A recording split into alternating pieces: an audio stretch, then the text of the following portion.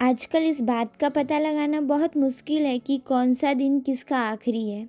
आज जब मैं उठी तब 6 बज रहे थे और कल रात को मैंने 1 बजे तक पढ़ाई करके अपना नींद पूरा किया। मम्मी आज सुबह-सुबह ही दुकान जा रही हैं, क्योंकि आज से हमने प्लानिंग किया था कि सुबह वाली दुकान भी हमारी खुलेगी। तो मम्मी दुकान जा रही थी और मुझसे कुछ-कुछ बातें बता रही थी। वैसे स्पेशली बताऊँ तो मम्मी अपनी सारी बातें सिर्फ़ मुझसे शेयर करती हैं, चाहे वो अच्छी बात हो या फिर बुरी बात हो या फिर कोई बात उन्हें मन ही मन खटक रही है, तो वो किसी और को बताने से पहले मुझसे शेयर करती हैं। बातें डिस्कशन करने का सिलसिला पिछले कई वर्षों से चल रहा है, जब मैं काफ़ी छोटी थी तब से। मम्मी को दुकान भेजकर मैंने किया घर की सफाई। कल वैसे तो गुरुवार था और पूरा दिन मैंने उपवास किया। रात को मैं सेवई वगैरह खा के सोई, क्योंकि तबीयत मेरी लगभग ठीक हो गई थी। थोड़ी देर मैंने पढ़ाई भी किया और अब सुबह जब हुई है तो बहुत सारे काम करने पड़ेंगे, क्योंकि कल मैंने दिन में दोपहर के बाद कोई भी काम नहीं किया था। तो लोग जो फैला के रखें गंदगी, इन्हें साफ़ करना मेरी ज़िम्मेदारी है। तो सबसे पहले मैंने अपने रूम की सफाई की, फिर उसके बाद मम्मी पापा वाले रूम की सफाई की और फिर लगाया झाड़ू और फिर उसके बाद पोछा। मेरा घर काफ़ी छोटा है, लेकिन ना साफ़ करते-करते लगभग 30 से 35 मिनट सिर्फ झाड़ू लगाने में लग जाते हैं। काफ़ी गंदा हो जाता है। दुकान लगने के टाइम दाल वाल पिसाई, चटनी पिसाई, इन सारी चीज़ों में ना थोड़ी-सी गंदगी फैल जाती है। और इसी बीच जब मैं अपने घर की सफाई कर रही थी तो कस्टमर आ रहे थे। पापा दुकान का सामान भूल गए थे, इसलिए दूसरी दुकान से पापा भी तेल लेने आए थे और फिर वो भी चले गए।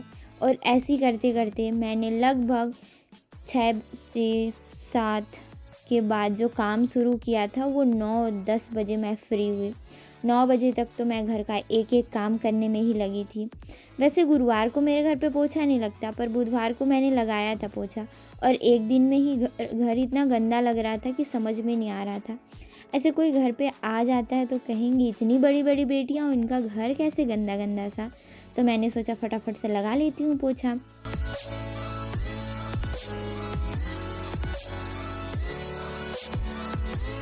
और मैंने पोछा लगाया, फिर आंगन धोया। आंगन धोने में लगभग 10 से 15 मिनट लग जाता है और आंगन में ही आलू छिलने का काम, दाल धोने का काम या फिर बाकी और भी काम चलते रहता है, जिस वजह से आंगन भी काफ़ी ज़्यादा गंदा होता है और इसे डेली धोना पड़ता है। आज सुबह बहुत ज़्यादा ठंड थी, तो पहले मम्मी दुकान गई लगभग 7 बजे और मैं 6 बजे से उठकर 7 बजे तक अपने छोटे-मोटे काम निपटा रही थी।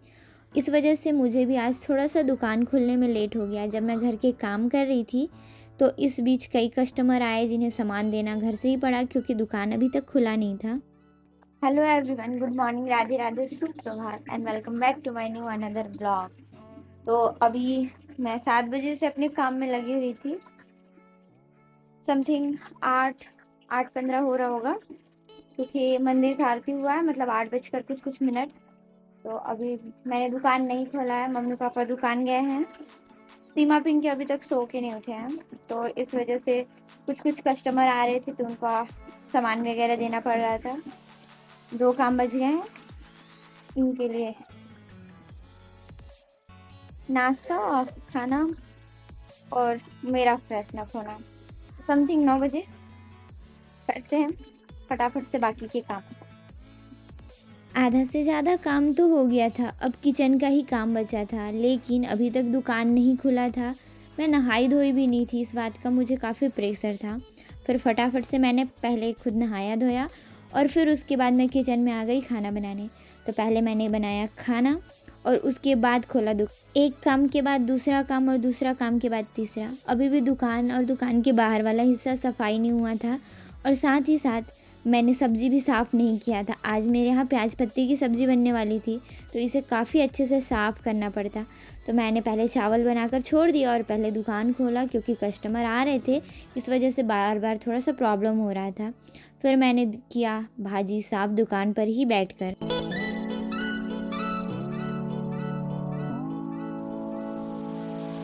भाजी साफ़ करने के बाद मैंने वापस से दुकान बंद किया और बनाया लंच, क्योंकि मुझे भी काफ़ी तेज़ भूख लग रही थी। और फिर मैंने किया अपना लंच और उसके बाद मैं दुकान में आ गई। पर काम करने की वजह से मेरे हाथ में आ गया है चोट, काफ़ी ज़्यादा कट गया था, जिसकी वजह से मुझे लिखने में दिक्कत हो रही थी। पर ये बुआ जी का बेटू मुझे काफ़ी ज़्यादा तंग करने लगा था और मैं गुस्सा हो रही थी। मैं बोली भाग जा नहीं तो मैं मार दूँगी, और ये बार बार तंग कर रहा था। इसकी हरकतों की वजह से ना मेरा तो सिर भी दर्द होने लगा था। मैंने खुद से ट्राई किया एक बैंडेज लगाने का, पर वो भी नहीं लगा और उखड़ गया। फिर मैंने सोचा मैं थोड़ी देर पढ़ाई कर लूँ, पर लिखते नहीं बन रहा था। इस वजह से मैं पहले मम्मी के पास गई और बोली मम्मी बैंडेज लगा दो प्लीज़, क्योंकि मेरे हाथ कट गए हैं। मम्मी ने पूछा काम तो संभाल के करती नहीं हो, डांटा पहले और फिर लगाया बैंडेज। अक्सर घर का छोटा मोटा काम करते रहो या फिर बर्तन झाड़ू पोछा, तो हाथ कटने की संभावना बहुत कॉमन सी चीज़ है। अब मैंने एक बैंडेज लगाया, वो उखड़ गया। वापस से मम्मी से लगवाया, ये भी थोड़ा थोड़ा उखड़ा है। हालांकि खून आना ना कल ही बंद हो गया है, पर काफ़ी मतलब अंदर तक कटा है। तो ऐसे लिखो, ऐसे करके लिखने की वजह से दर्द हो रहा है, और इसी वजह से मैं सोची बैंडेज लगा लूँ। बैंडेज भी बैंडेज नाम का है। बैंड ज़्यादा कर रहा है डेज को।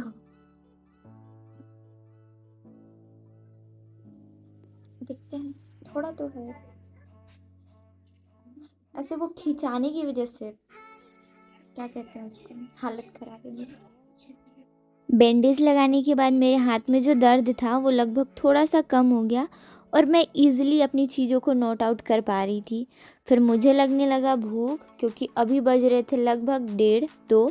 तो इस वजह से फिर मैंने निकाल के लाया नमकीन और मैं खाने लग गई, और फिर मैंने किया अपना पढ़ाई कंटिन्यू।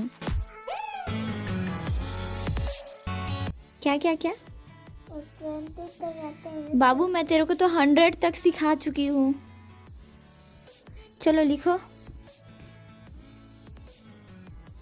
पहले 20 लिखो, फिर 21, 22,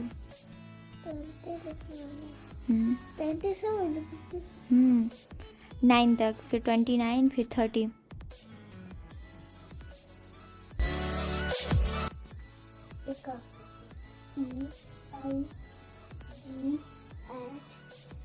पुष्परीत भैया से कराते हैं उसका होमवर्क, और वो फटाफट से अपना होमवर्क कर लेता है। रूम में आते ही, घर पर तो कोई नहीं था, इस वजह से मैंने फटाफट से पहले बिस्तर लगाया, क्योंकि ठंड थी। मैंने कुछ काम करने का सोचा, इस वजह से पहले बिस्तर लगाई। सम फैमिली रीजंस, मुझे अभी खाना नहीं बनाना पड़ेगा, और मैंने समथिंग 7:30 बजे, मतलब 7:40 तक दुकान भी बंद कर दिया, बिस्तर वगैरह लगा दिया। और अभी मेरे घर पर मेरे अलावा कोई भी नहीं है। तो अभी वैसे तो मेरे पास कुछ करने के लिए ऑप्शन नहीं है, पर मैं अपना जो गुम गया था मेरा क्वेश्चन पेपर, रोल नंबर, देख रहे हो मेरी हरकतें देखो। मेरी मम्मी मुझे क्या कहती है पता है? लापरवाह, क्योंकि मैं चीज़ों को संभाल के नहीं रखती हूँ।